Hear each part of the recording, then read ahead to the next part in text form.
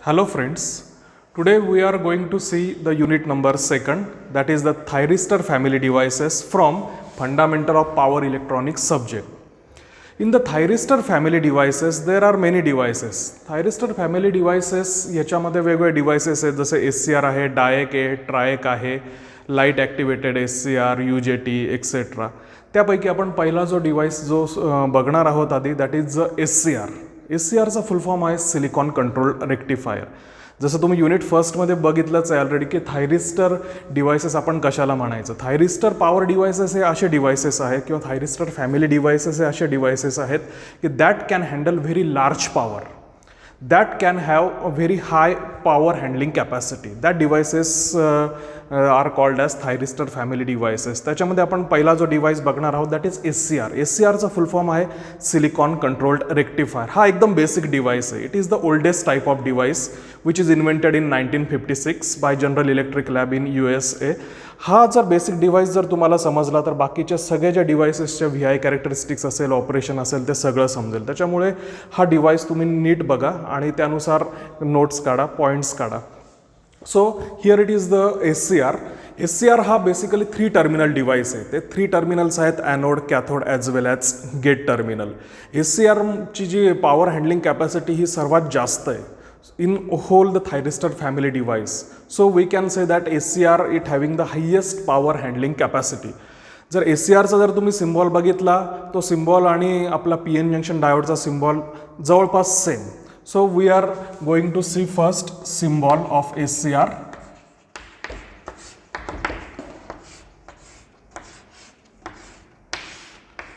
It having 3 terminal. The terminal name is anode. Second terminal name is cathode, and the third terminal it is called as a gate. हा जो gate terminal जो आहे त्याला controlling terminal असं पण म्हणतात. ते का म्हणतात ते आपण बघूच. सो ॲनोड जसं तुम्हाला माहिती इट इज पॉझिटिव्ह, कॅथोडवर जो चार्ज असतो तो निगेटिव्ह असतो. इथे मी करंट IA असं शो करतोय. ॲनोड थ्रू जे करंट फ्लो होतं त्याला म्हणतात anode current which is indicated by IA. Then gate through जे करंट फ्लो होतं that is indicated by IG, gate current. I stands for current. आणि ॲनोड आणि कॅथोडमधलं जे व्होल्टेज आहे that is indicated by VAK, that is anode cathode voltage. आपला जो PN junction डायोडचा जो सिम्बॉल आहे जो तुम्ही बेसिक इलेक्ट्रॉनिक्समध्ये फर्स्ट इयरला बघितलेला आहे तो या पद्धतीने असतो. दोन्ही जर तुम्ही सिम्बॉल जर ऑब्झर्व केले तर तुम्हाला क्लिअरली इथे डिफरन्स दिसेल. काय डिफरन्स आहे तर हा थर्ड टर्मिनलचा gate.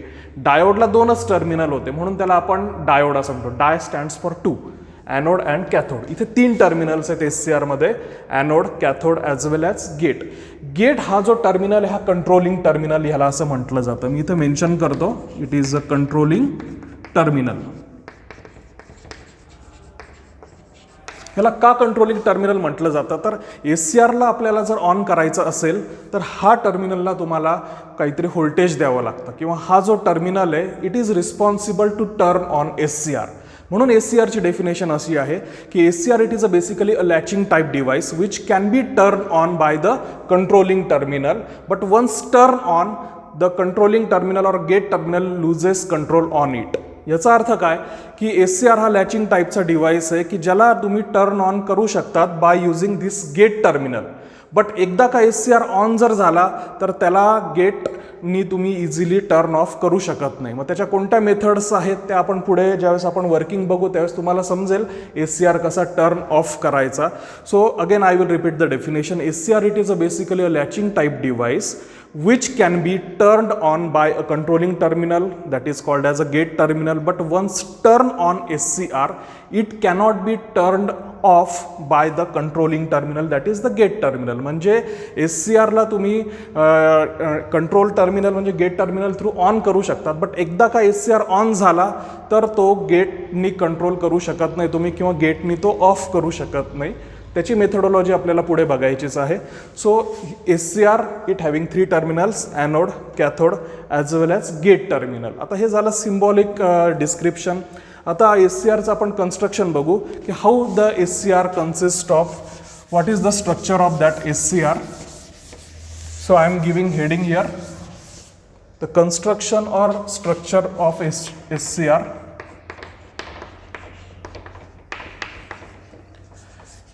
SCR basically consists of 4 PN layer, that is like this. First layer P1, here N1, again P1. So here I am drawing the construction of SCR. It consists of 4 layer, P1 layer, N1 layer, P2 and N2. Simply काय आहे तर 2 PN junction diode जर आपण back to back जर connect केलं तर ते हे रिझल्टंट स्ट्रक्चर. आता इथं P1 म्हणजे काय तर हा P टाईप सेमीकंडक्टर, N1 म्हणजे काय N type semiconductor, again P2 म्हणजे काय P टाईप सेमीकंडक्टर, N2 म्हणजे पुन्हा N टाईप सेमीकंडक्टर. त्यातल्या त्यात हा जो लेयर जो आहे P1 लेयर, त्याच्या ब्रॅकेटमध्ये मी इथे लिहितो P+, इथे मी लिहितो N-, इथे P लिहितो आणि इथे N+ लिहितो. ठीक आहे. तर हे ब्रॅकेटमध्ये जे लिहिलेलं आहे P+ लेयर, हा जो P+ जो आहे दॅट इज हेवीली डोप्ड. हा जो सेकंड जो लेयर आहे N- that is lightly doped. Again this P layer, it is moderately doped.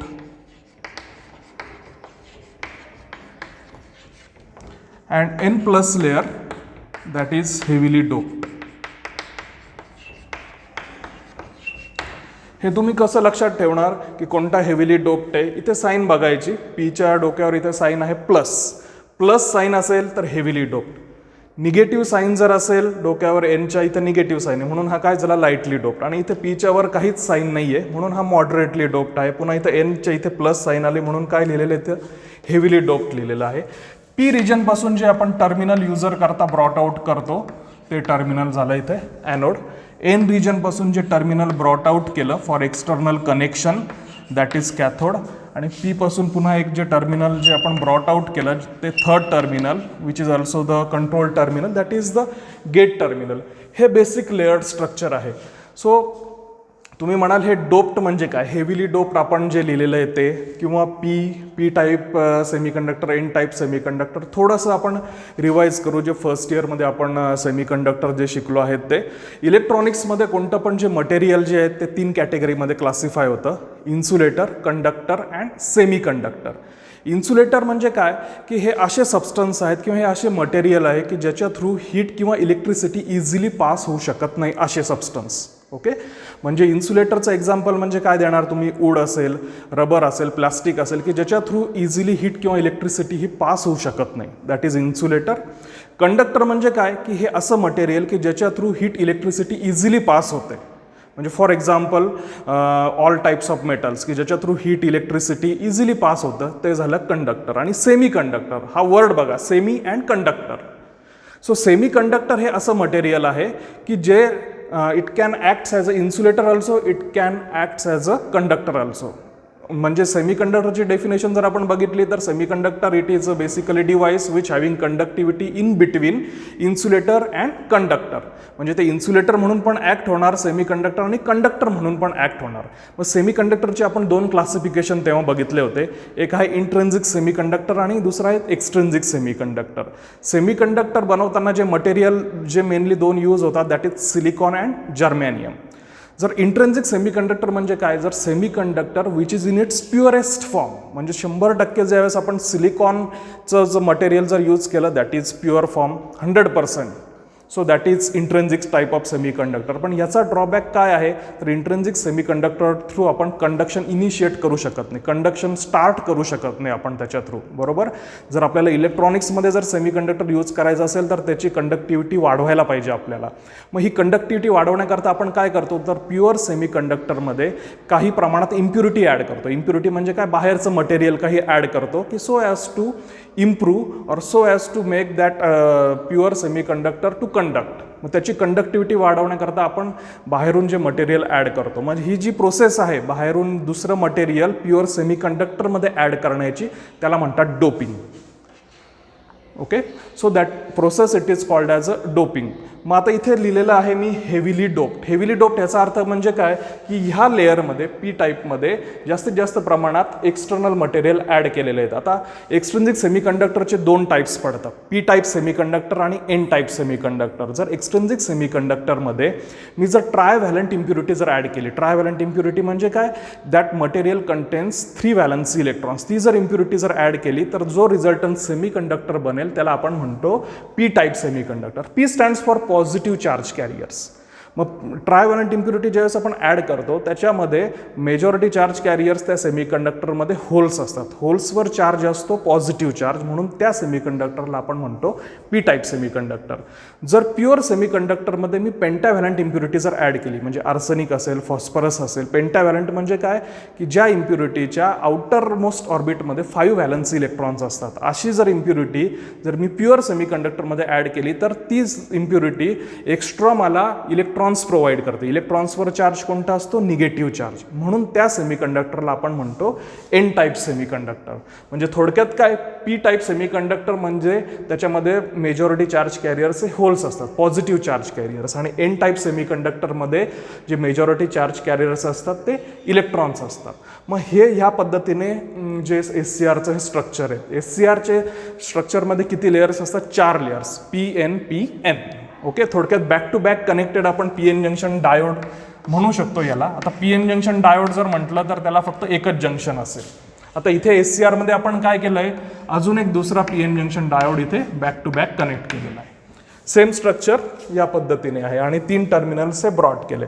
आता ह्या लेअरमध्ये किंवा स्ट्रक्चरमध्ये तुम्हाला आता दिसेल की किती जंक्शन्स आहेत. Here it is junction J1, here junction J2 and junction J3. Okay, आणि हे जे गेट टर्मिनल आहे हे कंट्रोल टर्मिनल आहे. या कंट्रोल टर्मिनलचा यूज काय, to turn on SCR.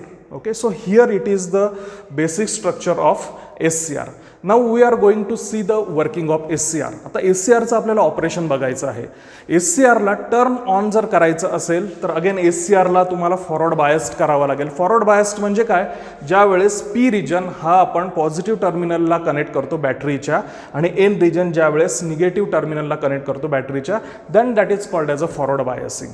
Okay, so working आपल्याला SCRची बघायची आहेत. वर्किंग जी आहेत SCRची ती 2 पार्टमध्ये डिवाइड होते. That is first working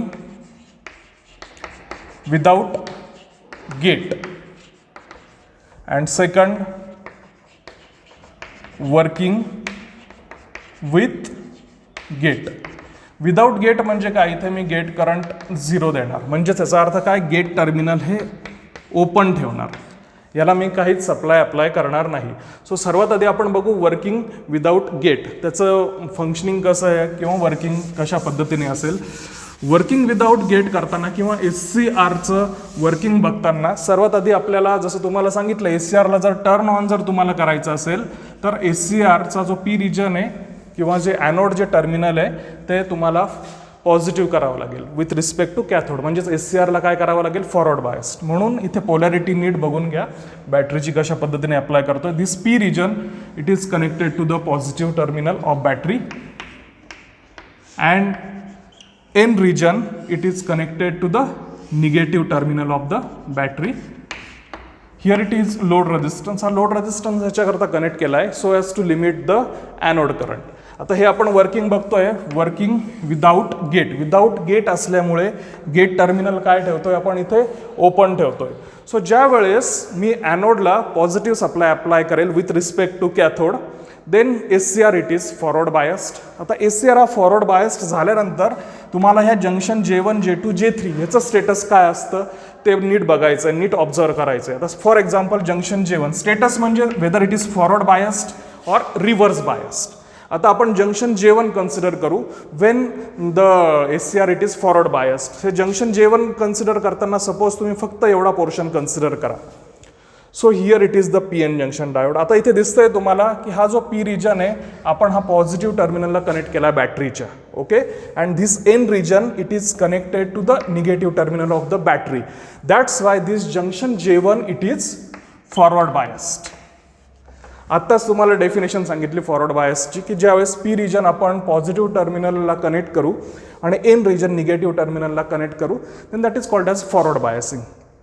okay, now let us observe the junction J2. आता जंक्शन J2चं जर तुम्हाला स्टेटस जर बघायचं असेल तर फक्त हा एवढा PN जंक्शन डायोड कन्सिडर करा. आता इथे तुम्हाला काय दिसतंय की हा जो N रिजन आहे हा पॉझिटिव्ह टर्मिनलला कनेक्ट केला आणि हा जो P रिजन आहे हा आपण कुठे कनेक्ट करतोय तर निगेटिव्ह टर्मिनलला. म्हणून ही जी अरेंजमेंट झाली ही रिव्हर्स बायसिंग झाली. म्हणून जंक्शन J2चं स्टेटस काय असेल हे रिव्हर्स बायस्ड असेल. आणि आता जंक्शन J3चं आपण बघू. आता जंक्शन J3चं बघताना तुम्ही फक्त हा lower PN junction diode consider करा. So here P region it is connected to the positive terminal and N region it is connected to the negative terminal. That's why junction J3 it is also forward biased. आता इथे तुम्हाला status समजले आहेत. ज्यावेळेस मी SCRला forward biased करतो, gate terminal हे ओपन ठेवतो, त्यावेळेस junction J1 and J3 are forward biased and junction J2 it is reverse biased. Okay, so हा SCRचं हे स्टेटस झालं. पण SCR हा कंडक्ट करणार नाही. का कंडक्ट करणार नाही? जर SCRला जर करायचं असेल तर चार्ज कॅरियर्सची मुवमेंट झाली पाहिजे तरच SCR थ्रू करंट फ्लो होणार आहे. Current it is nothing but the movement of the charge carriers. इथे चार्ज कॅरियर्सची मुवमेंट होणार नाही फ्रॉम ॲनोड टू कॅथोड. का मुवमेंट होणार नाही? कारण हे जंक्शन J2 आहे रिव्हर्स बायस्ड. तुम्हाला माहिती आहे की ज्यावेळेस जंक्शन रिव्हर्स बायस्ड असतं PN जंक्शन त्यावेळेस डिप्लिशन रिजनची विड्थ ही जास्त असते. डिप्लिशन रिजन म्हणजे ह्या जंक्शनच्या अक्रॉसचा जो रिजन तयार होतो की ज्याच्यामध्ये इमोबाईल आयन्स असतात जे आपण बेसिक इलेक्ट्रॉनिक्समध्ये बघितलेलं आहे. तर हा डिप्लिशन रिजनची विड्थ आहे ही जास्त असणार आहे. आणि हा डिप्लिशन रिजन हा बॅरियर म्हणून ॲक्ट होईल. बॅरियर याचा अर्थ अडथळा. ही जी चार्ज कॅरियर्सची मुवमेंट आहे म्हणजे P टाईपमधून इथं N टाईपमध्ये चार्ज कॅरियर्स येऊ शकणार नाही. का येऊ शकणार नाही? Due to presence of this depletion region. हे डिप्लिशन रिजन इथे प्रेझेंट असल्यामुळे तो अडथळा म्हणून ॲक्ट करेल. म्हणून ह्या चार्ज कॅरियरची मुवमेंट P पासून N पर्यंत जाणार नाही, म्हणजे ॲनोडपासून कॅथोडपर्यंत येणार नाही. म्हणून हा SCR कंडक्ट करणार नाही. Due to this as junction J2 it is reverse biased. Okay, म्हणून जर तुम्हाला SCRला जर कंडक्ट जर करायचं असेल, SCRला जर ऑन करायचं असेल तर सर्वात आधी हे जे डिप्लिशन रिजन जो आहे तो तुम्हाला पूर्णपणे ब्रेक करावा लागेल किंवा कोलॅप्स करावा लागेल. आता सपोज हे गेट टर्मिनल मी ओपनच जर ठेवलं आणि तरी मला SCR जर ऑन करायचं असेल तर मी काय करेल, इकडचं जे फॉरवर्ड व्होल्टेज आहे हे स्टेप बाय स्टेप इन्क्रीज करत जाईल. 5 व्होल्ट असेल, 10 व्होल्ट असेल, 15 व्होल्ट असेल, की जेणेकरून हे जंक्शन J2च्या अक्रॉसचं जे व्होल्टेज आहे ते वाढत जाईल. मग एकदा का जंक्शन J2च्या अक्रॉसचं व्होल्टेज वाढत गेलं की तो डिप्लिशन रिजन हा कोलॅप्स होईल. आणि ज्या पर्टिक्युलर व्होल्टेजला हा डिप्लिशन रिजन कोलॅप्स होऊन SCR हा टर्न ऑन होतो त्या पर्टिक्युलर व्होल्टेजला म्हणतात forward break over voltage. So forward break over voltage म्हणजे काय की it is a voltage at which depletion region collapse and SCR starts on conducting और SCR turns on that voltage it is called as a forward break over voltage. म्हणजे gate terminal open ठेवून सुद्धा तुम्ही SCRला on करू शकतात. पण त्याच्याकरता तुम्हाला काय करावं लागेल, हे जे फॉरवर्ड व्होल्टेज आहे हे एवढ्या जास्त प्रमाणात वाढवावं लागेल की जेणेकरून हा जंक्शन J2 जो रिव्हर्स बायस्ड आहे त्याचा जो डिप्लिशन रिजन आहे तो पूर्णपणे कोलॅप्स होईल आणि ॲनोडपासून कॅथोडकडे करंट फ्लो व्हायला सुरुवात होईल. कारण हे चार्ज कॅरियर्सच्या मुवमेंटला मेन जो बॅरियर आहे किंवा मेन अडथळा काय आहे तर डिप्लिशन रिजन. त्याच्यामुळे एकदा का डिप्लिशन रिजन ज्यावेळेस तुम्ही ब्रेक कराल त्याच वेळेस ॲनोडपासून कॅथोडकडे करंट फ्लो व्हायला लागेल. फक्त ह्या मेथडचा डिसएडव्हान्टेज काय, हे व्होल्टेज तुम्हाला खूप जास्त प्रमाणात फॉरवर्ड व्होल्टेज वाढवावं लागतं. त्याच्यामुळे SCRच्या अक्रॉस पण पॉवर जास्त डिसिपेट होते आणि SCR डॅमेज होण्याचे चान्सेस वाढतात. ठीक आहे. सो मग सेकंड मेथड काय आहे तर मग working with gate. Working with gate याचा अर्थ म्हणजे काय, आता इथे आपण गेट ओपन ठेवला होता तर इथे मी गेट आणि ह्या कॅथोडच्या अक्रॉस